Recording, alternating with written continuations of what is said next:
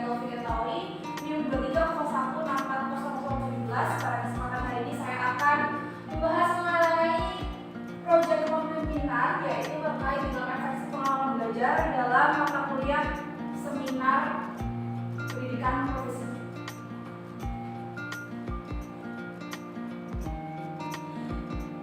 Jadi teman-teman, ada 4 hal yang saya bahas pada kesempatan hari ini. Yang pertama berkaitan dengan review pengalaman belajar, yaitu pengalaman belajar dari mata kuliah menjadi bahan diskusi pada hari ini. Yang kedua, refleksi pengalaman belajar berkaitan dengan apa yang terjadi selama saya mendapatkan pengetahuan dari mata kuliah refleksi.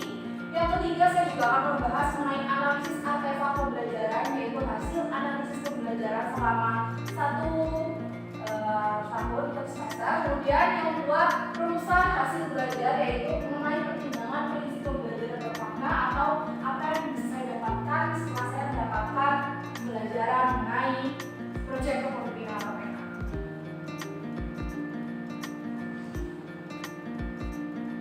Yang pertama, teman-teman, saya akan menjelaskan mengenai mata kuliah refleksi, yaitu saya akan merefleksikan mata kuliah proyek kepemimpinan.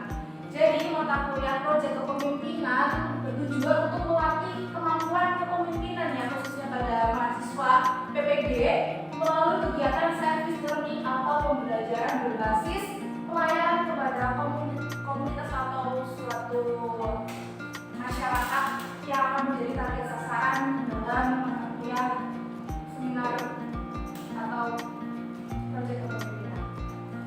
Selanjutnya, saya juga akan membahas mengenai 4 review pengalaman belajar. Pengalaman belajar apa yang berguna dan menarik? Menurut saya ada 4 ya yang berguna dan menarik, khususnya pada bab 1 orientasi, bab 2 juga membahas tentang kemenang, bab 3 pelaksanaan, dan bab 4 tentang pelaporan. Jadi pada bab 1 saya mengalami pembelajaran yang berguna dan menarik karena pada bab ini saya memfokuskan pembelajaran tentang visi guru profesional atau service learning kepada komunitas masyarakat. Yang kedua, pada bab 2 itu juga saya mempelajari tentang cara menyusun bagaimana deskripsi yang baik tentang proyek kepemimpinan. Saya juga mengetahui tahapan dari fase inquiry. Kemudian juga saya dapat membagi peran dalam kelompok. Saya juga berkontribusi dalam membuat mind map, peramal rencana, kelompok evidence, menyusun proposal dengan smart, dan merefleksikan VTR. Selanjutnya pada bab 3 saya juga membahas atau mempelajari terkait implementasi dan manajemen proyek pada minggu ke-9 hingga ke-11. Selanjutnya saya juga melakukan monitoring proyek yang dilaksanakan pada minggu ke-12. Pada bab 4 sekarang bisa dilihat, pada bab 4 itu saya mempelajari mengenai pelaporan. Jadi pada bab 4 ini saya melakukan evaluasi dan pelaporan akhir dari proyek yang sudah saya laksanakan bersama anggota tim kelompok proyek kepemimpinan. Selanjutnya, review pengalaman belajar apa yang berguna tetapi kurang menarik. Berdasarkan pemahaman dan pengetahuan yang didapatkan selama saya mengikuti mata kuliah proyek kepemimpinan, saya menemukan pengalaman belajar yang berguna tapi kurang menarik, yaitu ada 3. Yang pertama berkaitan dengan studi kasus yang kompleks, ya, studi kasus yang kompleks berarti studi kasus yang rumit. Kemudian analisis kebijakan dan panjangnya masa diskusi dalam kelompok. Yang pertama, studi kasus kompleks itu saya memahami studi kasus atau menemukan kasus apa yang bisa digunakan sebagai topik dalam proyek kepemimpinan, dan biasanya selama melakukan studi kasus ini saya menemukan waktu dan usaha yang ekstra. Meskipun prosesnya mungkin terasa kurang menarik, tapi menurut saya ini juga dapat memberikan pemahaman yang bermakna bagi saya dan kelompok saya. Yang kedua, analisis kebijakan. Maksud dari analisis kebijakan, saya harus mampu menganalisis kebijakan dari sebuah organisasi atau mitra komunitas masyarakat, ya. Untuk proyek kepemimpinan, berarti saya harus memahami kebijakan dari sekolah yang akan menjadikan mitra pada proyek kepemimpinan. Tetapi dengan memahami implikasi kebijakan terhadap kepemimpinan dan tata kelola juga dapat memberikan wawasan yang berbeda. Yang ketiga, mengenai panjangnya masa diskusi kelompok. Jadi dengan waktu yang lama dan proses yang sangat panjang dan berbelit-belit itu biasanya terasa melelahkan main ya teman-temannya, bahkan kita juga bosan dan boring. Kalau ketemu berkelompok kita akan membahas sebuah progres ke depan, bagaimana kita bisa merencanakan, dan itu termasuk hal yang berguna, tapi menurut kita kadang kurang menarik ya, karena melakukan hal yang sama.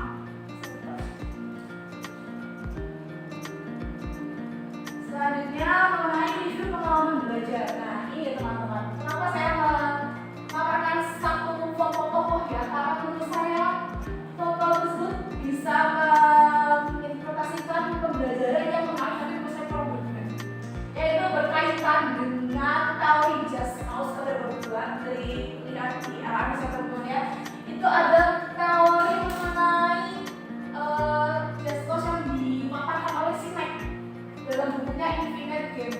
Jadi pada teori yang disampaikan beliau itu menyatakan bahwa jika kita ingin bermain dalam dunia permainan yang tidak terbatas, maka kita perlu menerapkan Jiskau sebagai suatu harapan masa depan. Nah, sesuatu membuat kita berani melakukan sebuah pencobaan.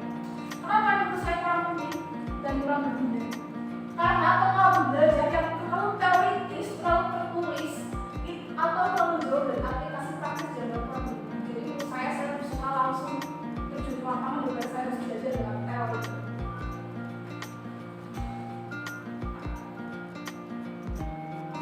Selanjutnya review pengalaman belajar. Pengalaman belajar apa yang tidak menarik dan tidak berguna dalam konteks sebagai calon guru. Berdasarkan pembelajaran yang sudah saya lalui, saya tidak menemukan pengetahuan yang tidak menarik atau yang tidak berguna.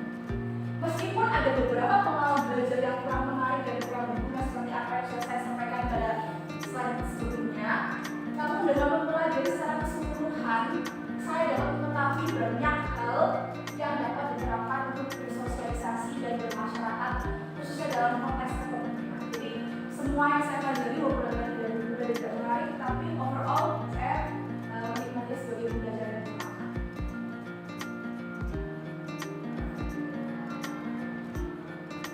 Selanjutnya berkaitan dengan refleksi pengalaman belajar, apa yang telah terjadi. Jadi hal yang telah terjadi pada saya dalam mempelajari 4 bab dalam mata kuliah proyek kepemimpinan, saya dapat memahami bahwa untuk mengimplementasikan sebuah inovasi berkaitan dengan proyek itu membutuhkan perjalanan sangat panjang, sangat sulit. Saya melalui beberapa tahap seperti orientasi, permainan, terus pelaksanaan dan pelaporan.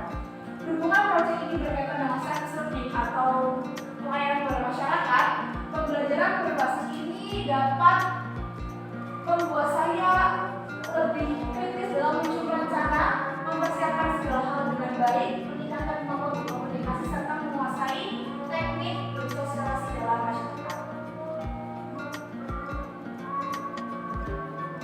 Kemudian mengapa hal tersebut terjadi pada saya? Hal tersebut terjadi karena untuk menghasilkan sebuah produk yang inovatif, yang kolaboratif dan kompetitif dalam mengenai kondisi lingkungan, masyarakat membutuhkan persiapan yang matang. Nah, persiapan ini biasanya melibatkan banyak pemikiran, diskusi, tanggung jawab dari masing-masing setiap anggota kelompok. Dalam melakukan sebuah diskusi, kita juga melakukan banyak hal ya, terutama berpendapat, menentukan tujuan, melakukan eksperimen produk. Nah, selama saya mengikuti kegiatan ini, saya tidak langsung saya juga dapat melatih skill komunikasi dan kepemimpinan saya dalam kelompok kecil.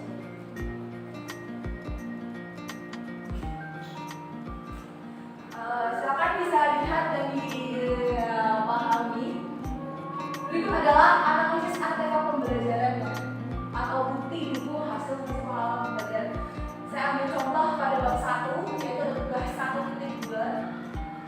Ini tentang diagram tulang ikan atau fishbone diagram berkaitan dengan tantangan profesional. Tantangan dalam tantangan profesional. Kemudian bab 2 ini ada tugas 5.1, yaitu mind map tentang rencana proyek kepemimpinan. Kemudian yang ketiga ada UTS, yaitu tes berkaitan dengan proposal yang akan diajukan kepada dosen terkait proyek kepemimpinan atau produk inovatif yang akan kami terapkan.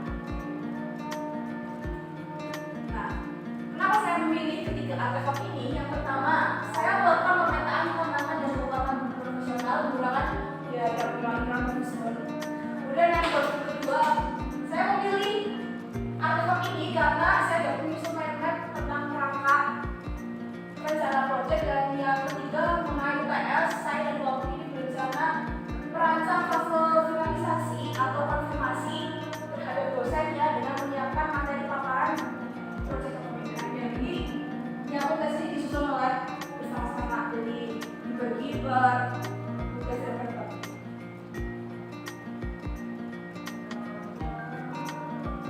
Selanjutnya, bagian mana dari artefak ini yang mendukung hasil belajar saya? Yang mendukung hasil belajar saya adalah ketiganya, ya, bab 1, bab 2, dan bab S. Ketika artefak tersebut merupakan sampel perjalanan selama pembelajaran mulai dari pengenalan diri sebagai profesional, menyusun rancangan proyek, hingga implementasi pemikiran yang sudah disiapkan dalam bentuk proposal proyek.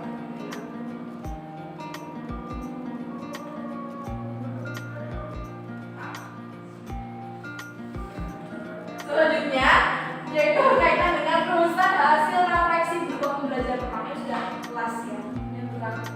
Jadi apabila saya mengajar atau membahas topik ini dengan mempertimbangkan prinsip pembelajaran bermakna yang berpusat pada peserta didik, maka perubahan apa yang dapat saya lakukan? Yang pertama, saya dapat membuat konteks yang relevan. Jadi saya akan mulai mendiskusikan konteks atau relevansi terhadap konsep kepemimpinan dalam kehidupan nyata peserta didik.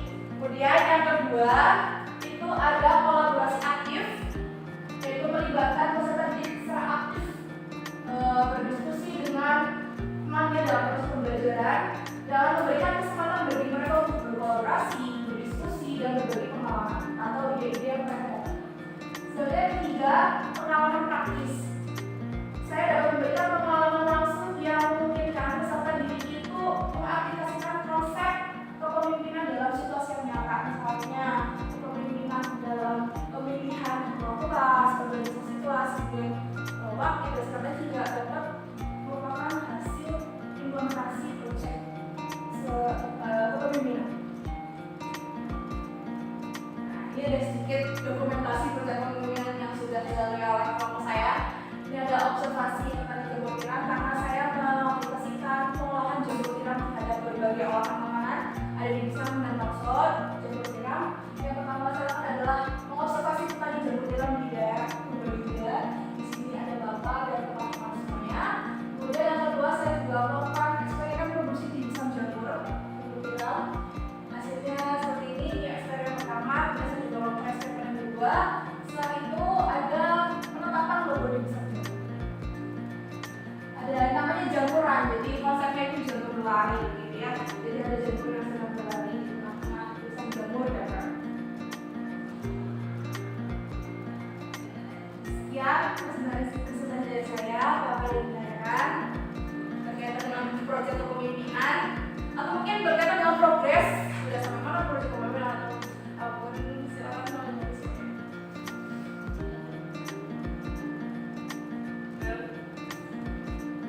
Aku mungkin sudah apa ya, boleh Bapak Fidel, silakan.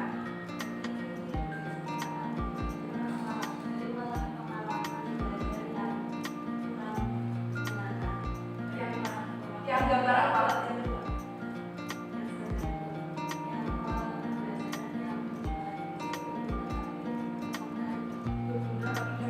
Kemudian ini orang yang sendiri. Ini Google bukan main ya. Terus